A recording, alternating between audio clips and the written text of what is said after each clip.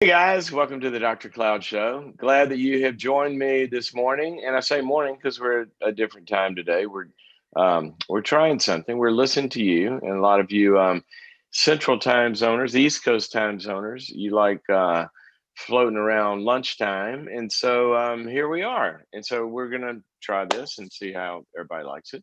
The California people, it's only 10 o'clock in the morning, so they hadn't gotten their second green, weird Frappuccino, live grass fed jacuzzi hot tub latte yet. Hey, I live in California. I can make fun of us. Anyway, you're probably not from here. You're from somewhere else. And if you're not in this room, I still want to talk to you. And if you're not in this room, then the way to talk to me is to dial a number. So here's the number: 844-940-2774, 844-940-2774 to call in and get on the show this morning as we talk about life. And so we're talking about a lot of life. It's been great the last I don't know, well, it's been, I think we have 70 something episodes now, or 80, maybe close to 80 episodes since we started this. And just hearing so much about, and actually learning a lot really about, if you think about the tribe of all of us, the stuff we deal with, we're learning a lot. We are learning a lot. Our team's learning a lot about the clumps that the questions come in, the areas of life that people are calling with. And they find that, what? Even though our contexts are different, we might be experiencing a certain dynamic in a extended family relationship, or it might be a work relationship, or it might be a family of origin relationship, or it might be your immediate family or friends, whatever. The contexts are different, but dadgummit, guys, we all just experience so much of the same thing. Whether it's we're trying to reach somebody we can't reach. How many times do we get that call? Or we're trying to, like change something that we've tried 100 times before to change.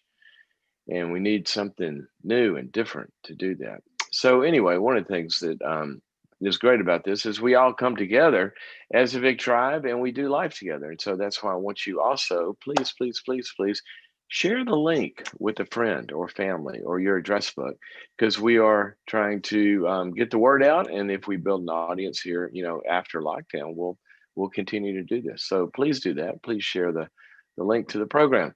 Okay, so hopping into what we normally do in the beginning here is I talk about some kind of idea or thought for a moment.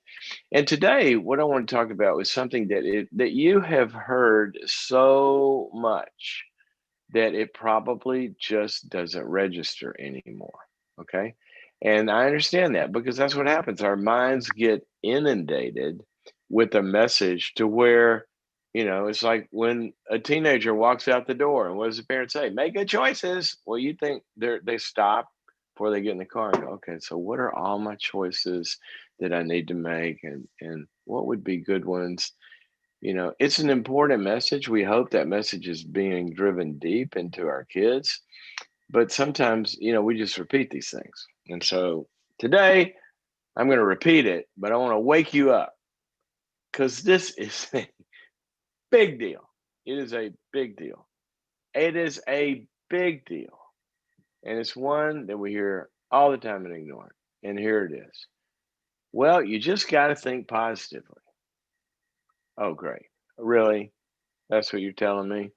I tuned in for this. I got to have a positive attitude. Yeah, you do. Yeah. Yeah, you do. Unless you want to stare into the face of centuries, maybe millennia of anecdotal evidence and philosophical thinking. And not only that, unless you want to fly in the face of now what has become, like, gosh, we're closing in on almost a century of empirical research about positive mental attitude. I hate even say the words because now that that's a PMA. Now you've thrown into a category. Oh, you're one of those. You're the No, I'm not an inspirational, rah rah. You just got to think positive kind of person. I believe in trauma and I believe in horrible, horrible realities that exist. I'm not in denial of all of that. Look at the topic list. Go to boundaries.me and pull up the table of contents. It's not all flowers and roses and, candy bars there. But here's what I'm telling you. So I'm not one of those just positive, everything positive person. But here's the deal. The way we think about things affects how we behave, how we take action or don't, how we feel about them, how creatively we are able to solve them, et cetera, et cetera. So the first thing is this: thinking positively is not just some kind of like something somebody decided to be positive one day and tell everybody. There are decades of research on this. That what Henry Ford said is true. The person who thinks he can and the person that thinks they can't are both right. They're both right. Because what happens is when we think that something is possible, in fact, the number one factor that loads on whether or not a goal is achieved is the belief that it can be done. If we don't believe something can be done, then, you just see where it cascades down from there, right? So the belief that it can be done, that's positive. Positive. You might have heard this story. I'll try to make it really quick, but it was in the 60s or 70s, I think. I think it was. MetLife, big insurance company, wanted to test out, optimism versus pessimism. They hired over 1,000 new candidates to be insurance salesmen. They divided the group up. Half of them blitzed the test and were the smartest cookies in the room about insurance. The other half were the dummies. They flunked the test. They had very little aptitude. Okay. And then what they did was the half that were really smart, they also scored high on pessimism. They were negative thinkers. Well, that probably won't. The dummies over here, they loaded all the dummies. They matched the dummies with people that they got the high dummy score, guess a low test score, and they also got high on positive attitude. They sent them out there to sell insurance. Are you ready for this? Which team do you want, the smart people or the dumb people? Well, it depends, doesn't it, on how positive their attitude is. The dummies outsold the smart group. The dummies wouldn't have even gotten hired. They couldn't score high enough on the insurance test to even get hired, and they gave them the job for this research project. The dummies outsold them. Are you ready for this? By 53%. 53%. Just because they thought they could. Just because they thought they could. So here's what we also know. That your brain as an organ, as a physical, it's like your skin or your heart or anything else. It's a piece of equipment that it throws off noise all the time, in impulses and electrical, signals and all this stuff that register as thoughts, right? Well, depending on what physiological state you're in, what's going on in your body, then a lot of that stuff it's throwing off is really, really, really, really negative. How many of you ever had, let's say you're going through a mild depression, you woke up at, you have early morning awakening, you wake up at 1 o'clock, boing like this, and you're just sitting there thinking, oh my gosh, I'm going to win the lottery tomorrow. Oh my gosh, my spouse is going to turn into the perfect, oh my gosh, my kids, I can't sleep. All this incredible stuff is about to happen. No, that's not what happens. You wake up with insomnia. Oh, did I fill out that? Did I pay that? Where? Oh no, that bill is going to come. Where am I going? My boss had that attitude. I wonder if it's something. I wonder if layoffs are coming. I wonder if they haven't told me. Well, what if I can't make? It's probably what your head is doing. Well, that's not thinking. That's just noise. Thinking comes from your mind, not your brain.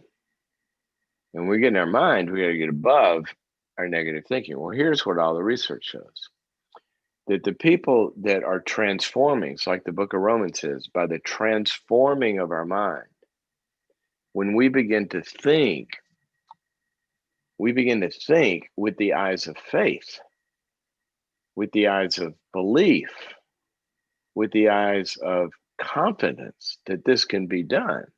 Doesn't mean we know how. It doesn't mean it's not really bad today. It's the belief, you know what? I can do this. I can figure this out. I can learn. We can learn. I can find help. Somebody's got an answer. There are resources out there. Somebody's figured this out. Somebody, somewhere, some way. It's like the book of Hebrews says that faith is the conviction of things unseen. Every goal you will ever accomplish, that is an unseen thing that doesn't exist today. But to do that, we got to watch what we're thinking. And we also know from the cognitive therapists of the world that sometimes, they will say all the times, it's not all the times, but thinking actually affects certainly how we feel, right? It affects depression. There are thinking triads: self, future, the world around us. Think about those things in negative ways, then you will begin to experience your mood going down. So in boundaries.me, there's I've got so much content on this stuff. I really encourage you to go to boundaries.me and sign up. You can go deep into this stuff, and I'll tell you how to take it into various areas of life. But the point here this morning is, are you paying attention to the termites in your house? Okay.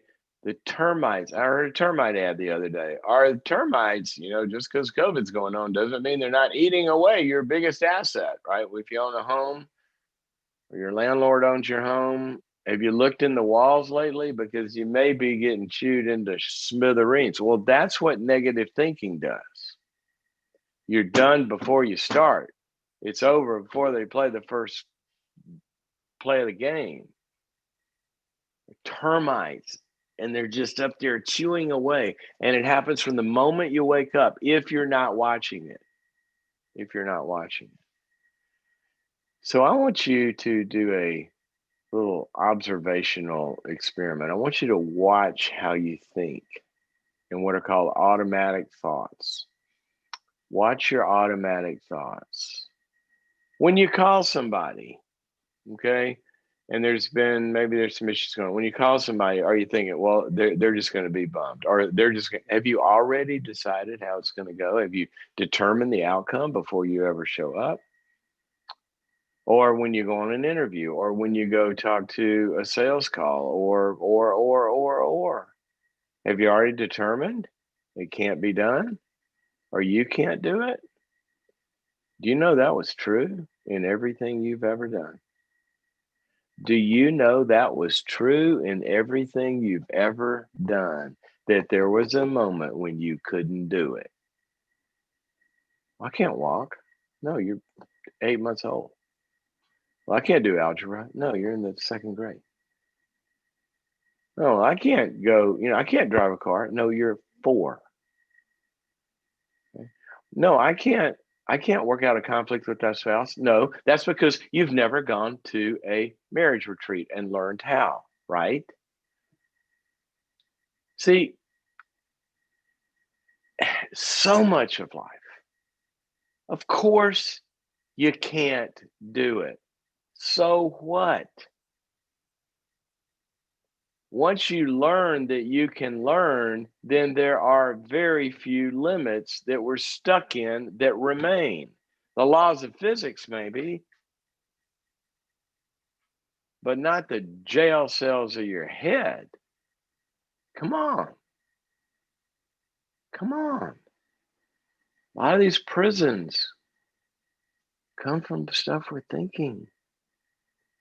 And you learn this stuff. People tell you this stuff all the time. They tell you this stuff. Well, you can't do that. Well, why?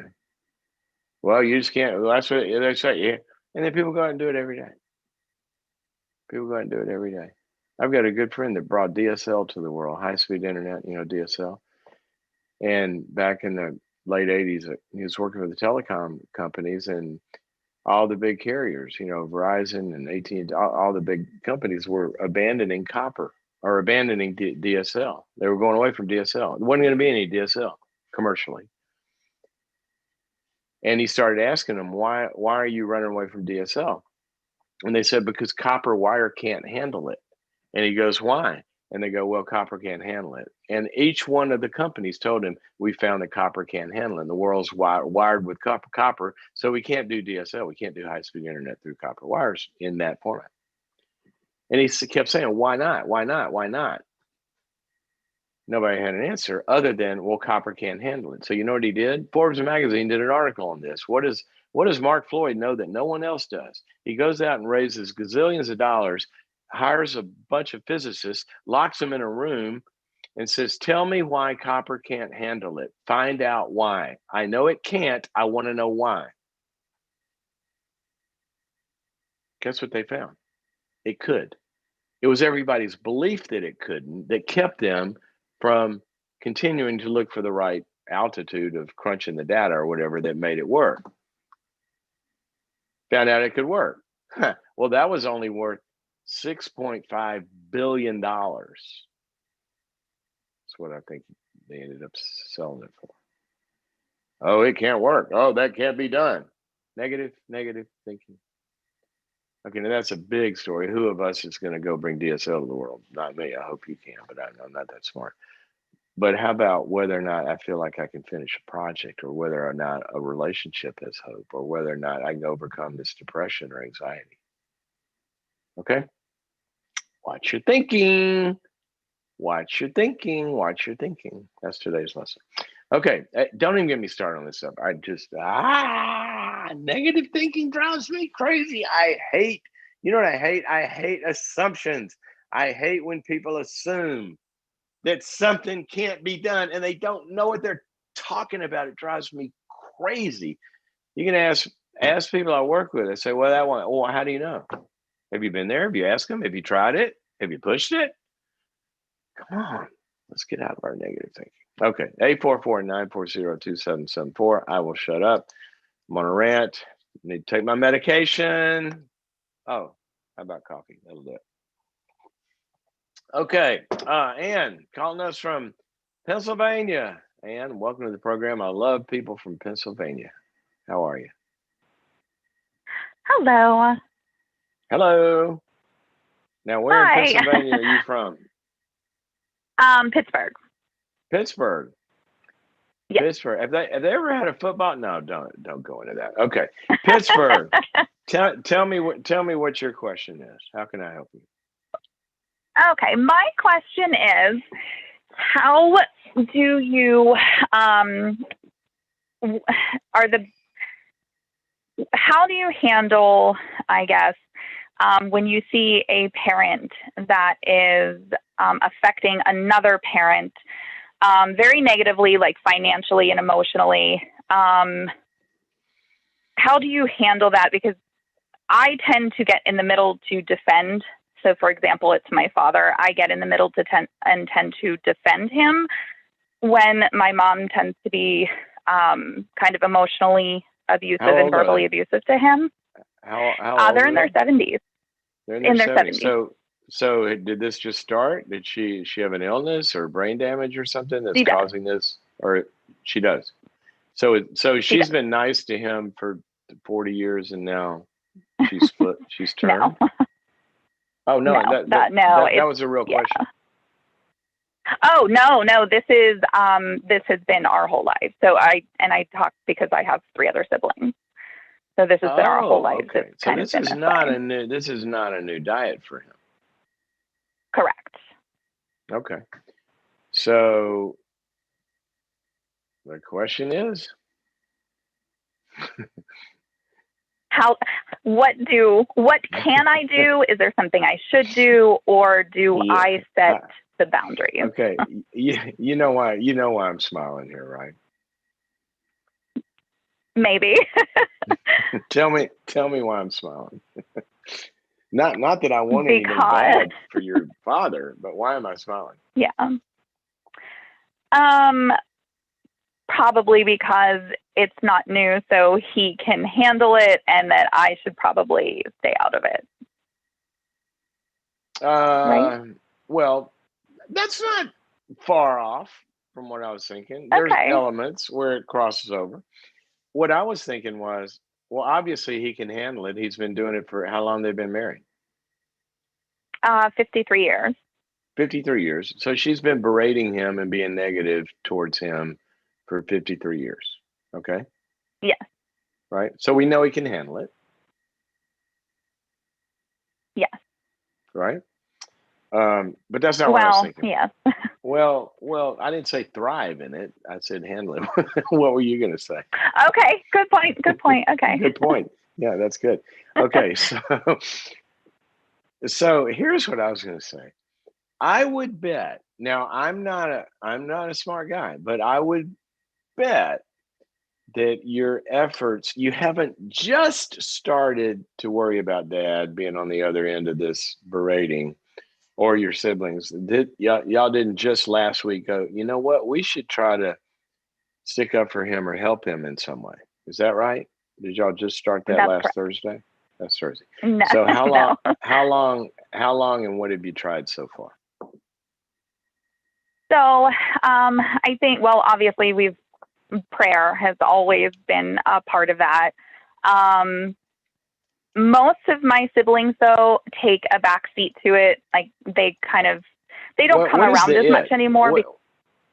What is the it? The What are we way that talking she about? can be, like the demeaning way that my mom can be, or even it crosses the line sometimes to be inappropriate or offensive. And so my siblings. What would be one example? Give me an example of how bad this lady treats him. So for example, the other day I was over there and I went over to cook some dinner on Sunday, and I do that more in support of my dad because he needs.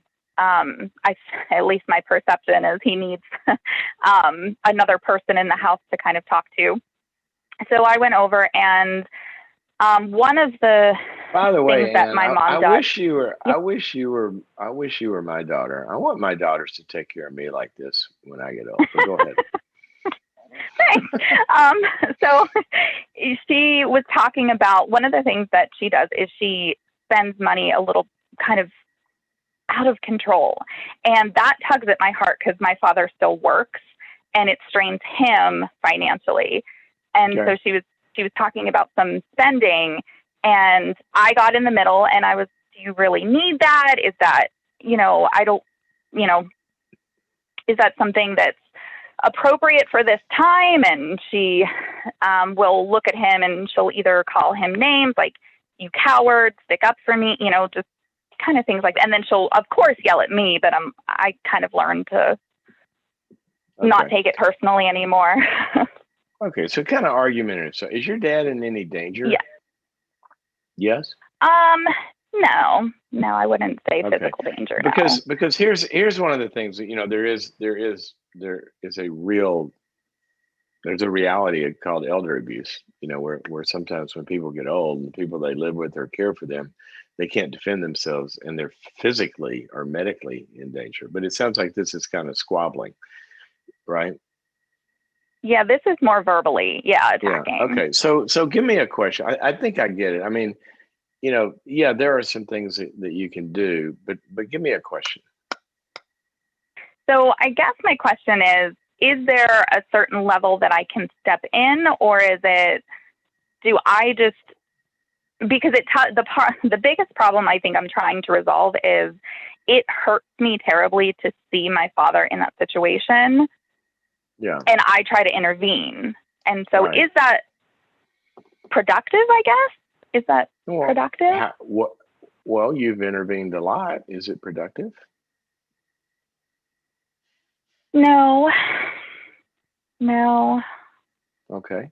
So why don't we think why don't we think of, instead of continuing to do the same thing, expecting different results, why don't we intervene in some ways that that can produce something. Okay. How about that? I think that sounds better than because I Okay. thought, I've had friends say just stay away. And I'm like, well, I can't do Well, that. he's your dad. Or You can can't stay I? away. Exactly. No, That's you what I can't said. I'm stay like, away. I'm gonna text my daughters and tell them to tune in. Don't stay away when I'm home. Okay, look. Why don't? Okay, here's what I would do. I would take Dad out to coffee. okay. Right? I'd say, Dad. So here, let me ask you a question. I never asked you this before, but when Okay. Mom berates you, when she puts you down, calls you a coward, so does that bother you? Okay. Why don't we get Dad's I guess I perspective never on did this? ask him that. Yeah, Yeah, it I guess is I haven't asked his. that. See, it's his reality we're trying to help, right? Now, That's the way you true. get to that is because it's your pain about his reality. So you're empathically actually trying to help yourself get out of pain about his pain. Well, that's part of what empathy and love does anyway. So that's not a bad thing. But ultimately, we're trying to help Dad here. So why don't we say, he might say, are you kidding me? That critical old woman? He said, I tuned her out 50 years ago. You think I listened to that? We Okay. don't know if he's going to say that. He might say, I'm just working crossword puzzles in my head while she's like that. Or he might say, yeah, it really hurts, but I don't know what to do about Yeah. it. Okay. If he says that, then I can say to Dad, well, would you like some help? Let's explore some options of what we can do. And then you get into a conversation, and it may be that I don't know how with it Dad is. How old is he? You say he's in his 70s. That's a young person, He's right? 75. Yeah. And he's working. He's probably mentally astute and all of that. Maybe he's never even read anything on boundaries. Maybe he doesn't know that he could stay separate from that and learn how to let it roll off of him like water on a duck's back. Or he could say, well, you know what, honey, if you're going to talk that way, I'm going to go watch Wheel of Fortune. That's what old people watch, right? Wheel of Fortune. I'm going to go on the other. See, he may have never even introduced to the concept of this concept we call boundaries, where you set limits if somebody's hurting you. We don't know yet, but I would go to Dad and I would say, this just kind of pains my heart. If it doesn't bother you, then I'm gonna go home. I'm gonna go home and go to sleep. But if it does, can I help you in some way? And maybe talk to him. The other thing that you could do is say, if it turns out, well, you don't want to do anything this that there, say, okay, Dad, well, here's what I am gonna do. We're gonna go to coffee. I don't know how often, once a day, once a week, whatever works for you. We're gonna go to coffee, and at least you know what, Dad. In that 1 hour, nobody's gonna bitch at you. Okay, I'm gonna be nice to you. So I'm gonna give you an hour every week that you can look forward to. You could do that, but we don't know until we try to understand what his struggle is with this. That's a, that's, I never thought of that Yeah, to find let's out do what that. his perspective is. I was really Let's do kind of just, that. I guess, living in my own. Yeah. Well, a lot of times we do that. Okay, now you want to have some real fun, Ann? Oh, no. Sure. This is going to be really fun. You ready for this? Okay. All right. Yes. What if you took Mom to coffee and you said, so, Mom, I have a question. This morning I was there for 45 minutes. You called Dad a coward. You said he was an idiot. You yelled at him. This, that, and the other. Why do you do that? And what are you trying to get to have happen by doing that? Help me understand that. Because I watch this. I can't imagine talking to, Tommy that way. Tell me tell me why you do that. Now that might be a fun question. Yeah. Yeah. I'm And just then duck. processing because I'm thinking, okay, yeah, I will do that. I'm not suggesting it because I don't know her, but I'm suggesting thinking about it. It might be fun. And it sounds like it could get her to think too, like, is that, I guess, productive behavior in Yeah. like what How's you're that trying to work? do. So As what was it, Phil McGraw that first started to say, how's that working for you? yeah. Has Yeah. he turned into the brightest, star in the sky because you're coaching him this way? Come on. Yeah. Anyway, that might. And then the third True. thing is, I think that you have got to work on your own internal boundaries, where you realize this is their life, this is what they're choosing. I can offer help. If they don't want it, that's fine. I'll help in the way I can. But then you kind of, what psychologists call deconnect. You unplug the part of you that's over empathizing with or over identifying with or invested in, emotionally invested in how they're doing. You do what you can do, but then that's their marriage. So you do what you can do, and you uh, Okay. can't do what you can't do. Okay. Yeah. I appreciate that. Thank you very much. That's So you one side of my mentioned yeah. go ahead. No, I was saying I was just not feeling at ease. I have a wonderful, support group of friends, and one spectrum was completely stay out of it. You're trying to control things. The other part was, intervene because that's, wrong, and you're trying, and I'm like, I feel like I need to find some sort of a balance with this because, and I think Well, just, you helped me just even through this phone call understanding all of that. if you So, think about it, we talked about both of those in this phone call, right? We did say stay out of it in terms of over identifying or you coming up with the answer yeah, unilaterally, and we also said we're going to intervene. We're just going to do it yeah, stop doing it in a way that's not helping and start doing it in a way that can help. And here's the other thing that I was going to say was that you mentioned that you've prayed about this for a long time, right? yes, Are yes, your parents people of faith? yes, Yeah. yes. Okay. My Is parents your are mother, Catholic. Yeah, your dad's Catholic and your mom's what? Catholic. Did she talk about it a lot? Um, I mean, is it an yes overt thing with her, or is and it sort of? I wouldn't say that it's always in her speech when she's having a conversation, but she definitely, like, it's not something where, she reads her Bible every day or tries to get fed, by the word of God. It's, Yeah. she's more, go to church on Sunday and, But you is it a know, conversation that you and she will have had, or you've talked about faith or anything like that? Is that a normal thing? oh yeah, yes, absolutely. Oh, okay. Well, then I would like to, if I'm in a faith conversation with her, I would like to Yeah. say, Mom, you talk about your faith, and I share it. I share it with you. Um, and when I think the main thing about our faith is not one of the main things is is making sure that we're not unloving to people. And sometimes some of the things you say to dad are really pretty unloving. And how does that go together with I mean, you go to mass and you talk to Jesus, and he's all about being, well, how do you put those together? It's a Yeah. good question. That, and yeah. Maybe. I don't know. I don't know Oh, if you have those kind of conversations with her. Anyway, I think you got some stuff oh, to for go on. sure. I hope that helps you.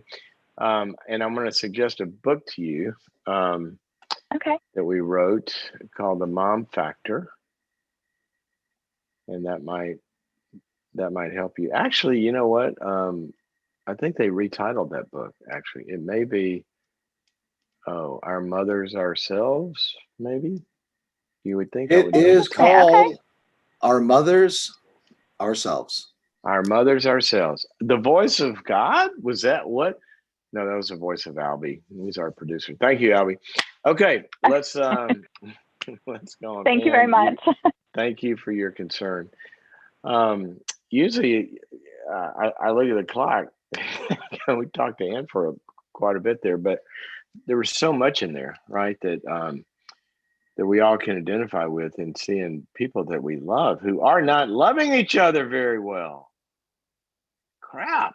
I mean, what do you do? You love these people, and they're like not loving each other well. Well, I'm not one to usually kind of just watch that happen. I like to ask questions and jump in and see if I can help.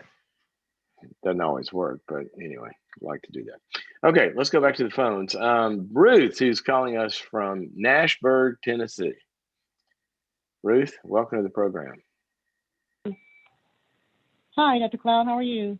I'm good. How are you? Did you know I just renamed your town? I went to school I with did. a I was guy like, okay, Nashburg. when I was Okay. in college, there was a guy that always I would think he really thought it was called Nashburg, and he always called it Nashburg. Anyway, so how can I help you? My question is, how do myself and my family motivate my brother to I'm sorry, you caught me with a take back? mouthful of coffee, and whenever I hear that phrase, how do we motivate my brother? I'm Did you going, spit your coffee out? yeah, I think I did. I go, the guy's like, what, 35 and never gotten off the couch, and now you're going to No, motivate him? All right, so not quite. what is your bro need motivating in? What's going on? He's actually in his 50s. He had a stroke last year, and he's had a pretty abusive marriage for several years now. How bad was his probably stroke? going on about. Well, the stroke was kind of the culmination of all the abuse. So. Oh, really? They he was attributed under it to... quite a bit. He was under quite a bit of stress, extreme stress, and where's the stress coming from? The bad relationship in his marriage, just trying to hold a marriage together that the other party doesn't want to play fair, and doesn't want to wants all the responsibility to be on him, doesn't want to take responsibility for anything, kids or anything. How old are the kids? Got one that's 7 and one that's 12. 7 and 12. Okay.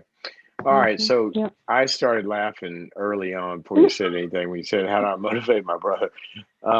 So what is the question? His wife, at the onset of his stroke, had advised our family that she did not sign up for this and she wasn't going to care for him. And after a series of events, we did go get him and bring him home to care for him. That's been a year ago. And wow, you brought him in. You brought him into your home? Yes, sir. That is so incredible. What a loving thing to do if his wife's not going to take it. What a loving thing to do. Anyway, go ahead. God bless you. Thank you. It was only going to get worse. I won't go through all the gory details, but anyway, we were afraid for his life, basically. And so we've been caring for him. But he is at a point now where he does not want to, he's not doing anything. He literally gets up, has breakfast, goes, sits in his chair, goes to sleep, sleeps all day. He'll get up for his next meal, takes his meds, go back to sleep. He's just completely given up. We asked him what his plan is to get back to his children. He does still have some cognitive issues from the stroke, some balancing issues, and his vision still has not improved. That's probably the worst thing of it, is he doesn't have, he can't see. And he was getting treatments for that to try to improve his vision. So at this point, when we ask him what his plan is, he's just kind of giving us this same old thing. I'm going to get better so I can get back to my kids. I'm going to get better so I can get back to my kids. But does he say that? That's what he says. He says, my plan is to get better so I can get back to my kids. Oh, but that's great. When I say that's all he's saying, it's just all he's saying. There's nothing done. He's not taking steps, right? He's not taking steps. Right, no action to that.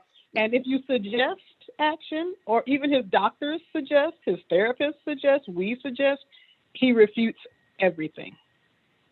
What would be a suggestion that he refuses? hey, let's get up and take a walk and see how far we can get, and start working on your balance, and you feeling, secure, get your muscles getting, stronger, and Yeah. get you back on your feet. And he says, no, I'm going to sit in my chair. Yep. If he responds at all. Sometimes he just scowls at you. Okay. Hey, you can't eat. You can't eat that because we're trying to keep your blood sugar and your blood pressure at a certain Okay. level. The doctor said, blah blah blah, and then you get a big blow up argument about what he can have and what he can't have. You're going to get a blow up argument from him. He's going to start fighting you Yeah. about what? Okay.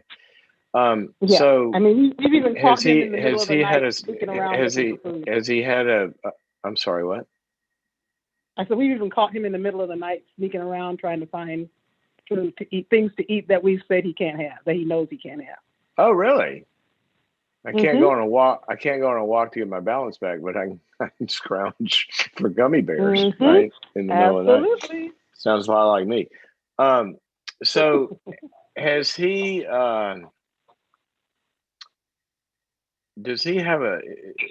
has he had a good psych evaluation? Does he have a psychiatrist in the picture?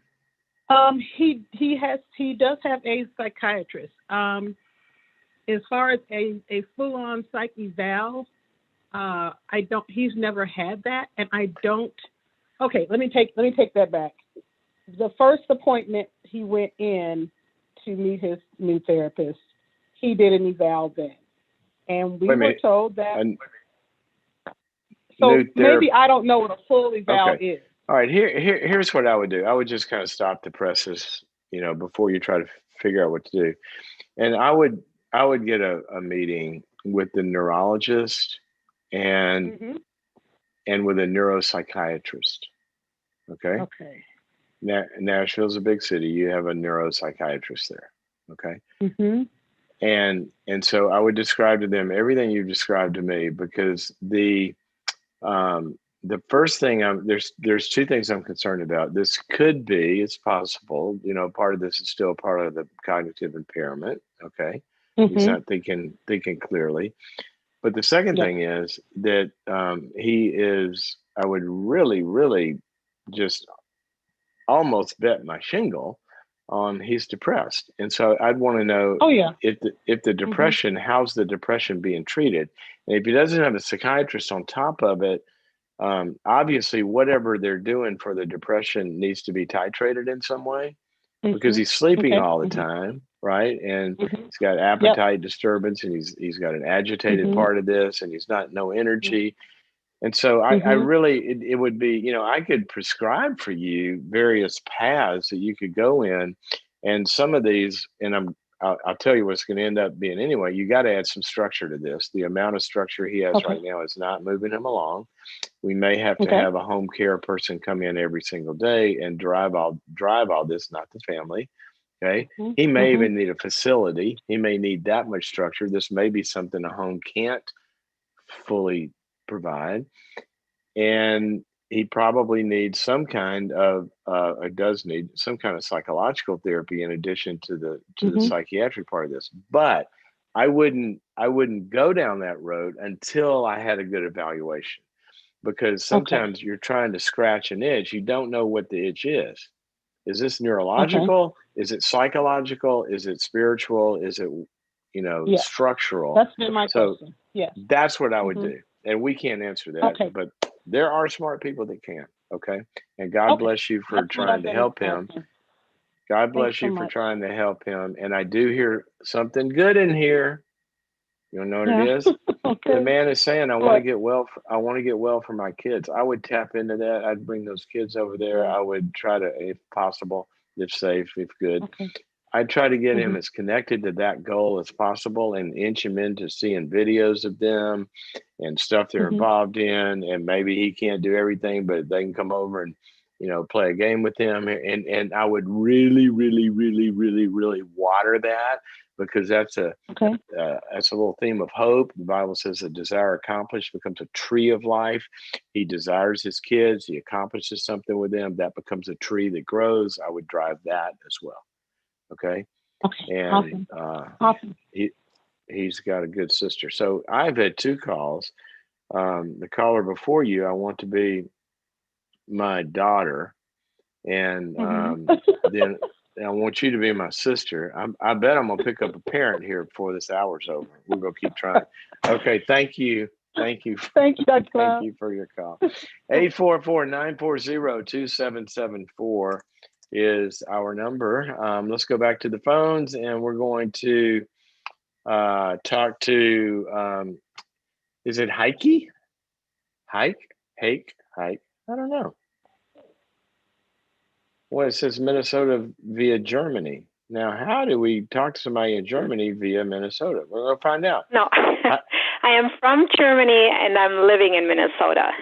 Oh, okay. I thought maybe remember the old, when you take the orange juice cans and put the string in them as a kid and you're talking and they go, I thought we looped it around here. How do you pronounce your name? It's Heike. Heike. Beautiful, beautiful name. You're from Germany? Thank you. Yes, I am. Whereabouts? Southwestern, not too far from the French border. Oh, great. About an hour and a half southwest of Frankfurt. Hour and a half southwest. So why, I have a question for you. Why do I always gain 376 pounds when I go to Germany? You probably eat too much bread and don't walk enough. Well, I do walk a lot, but I think you do walk a lot. I think you were down the right path when you're on the eating side of it. Oh my gosh, I love that. I love all that. Yes, the food is amazing. So don't get me started. All right, but I like heavy stuff. So anyway, all right, you didn't call to talk about that. How can I help you?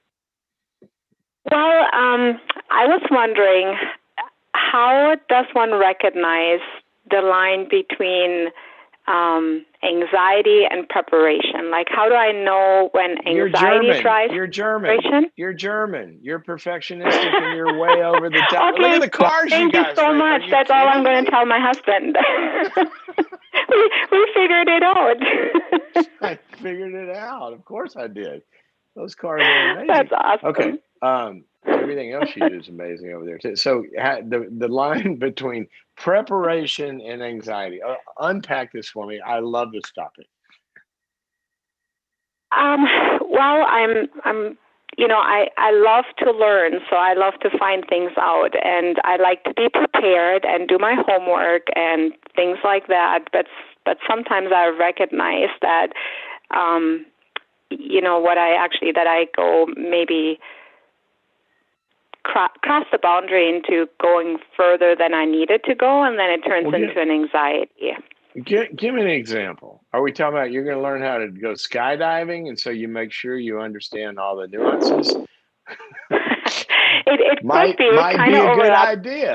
But if we're talking about, I'm exploring, the history of basket weaving among dinosaurs, through using the app TikTok, that might not be as obsessive as, So what are we talking about here? Well, if I would pick one that would be the most relevant for me right now would be, if there's something, for instance, that would have to do with health or like a major decision that has to be made, I try to prepare myself ahead of time. So if we would take a health issue, I would start to Google before the appointment and things like that. And then by the time I am a half an hour into it, I can tell that it's more information that is actually good for me. So it's more information than is good for me. I love that. I wish everybody would. Yeah. I wish everybody would consider that phrase before they go see their doctor. Can you imagine being a doctor right now? Everybody walks in your office as an expert because they Googled it. Yes. The fact that you bring it up. The fact that you bring it up tells me there's some kind of an awareness that maybe you're overdoing it a little bit. Mm-hmm. Do you believe that? Or is that just coming from your husband? From both of us. Oh, so you're okay. Great. All right. So put it in a question, Because I have some thoughts about this. Put it in a question. But, pardon, I'm not following you right now. You want me to? Okay. Yeah. To ask me a specific question that I can give an actionable answer to. Okay. So how do I know when anxiety drives the preparation or just a desire to gain knowledge? Okay. Now that one is easy. Okay. Okay. Desire feels good. Desire comes from a psychological, spiritual, emotional, neurological, psychobiological, neurobiological system that feels energizing and good and curious and creative and engaging. Oh, I got to go learn about this. This is okay. It feels good. Mm-hmm. Okay. Anxiety doesn't feel good. Anxiety comes out of a sort of like a pod. If you have a pod of, stuff, if the Navy SEALs drop a pod of equipment onto the ocean, it's full of stuff, right? Well, in this pod is dread, apprehension, kind of like heightened, not good sort of fear, anxiety. So part of it, you can just tune in and say, what's motivating this here? What's motivating this here? That'd be the easy way. Now, the big thing I was going to say even before that was I would ask you this. How much of what you're doing is just driven by fear? Just ask that question. What am I afraid of? And then right size the fear. Okay. Well, what am I afraid of? Well, I'm afraid that if I call the wrong termite guy, that, we're not really going to kill the bugs and my house is going to fall down. Well, okay. That's good. We don't want the house to fall down. Let's high prioritize that. Okay. And then you high prioritize how you select your options, right? And my hunch is in 90% of what you're talking about here, I mean, once you do a quick search, within 10 minutes, I could tell you who the most respected bug people are in my area, and we're done. Right? So there are really good fear-based reasons to do things in life. If I get a diagnosis that's bad, now I'm afraid, and so I'm really looking for the best doctors, and I'm working on that. But so that's one thing I want you to look at. The second thing is this: I want you to 80-20 this. Okay, 80-20 this. Do you know what that means? Do you know that term? No, please tell me.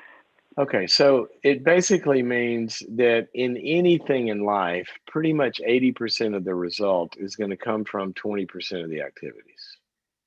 Okay? Oh, wow. It always. And the smart people focus on the 20% of the activities that are driving 80% of the results. The rest of them spread out their efforts over the 80%. It's called the Pareto principle. So my hunch is like 80% of what you're worried about could be covered by 20% of the effort that you're putting into. So I would start to divide what are all of my worries. And if I just get these couple of answers, I'm going to take care of 80% of them, and the rest of them probably don't matter anyway. I would apply that lens to it. So, but I love the German thoroughness. It's awesome.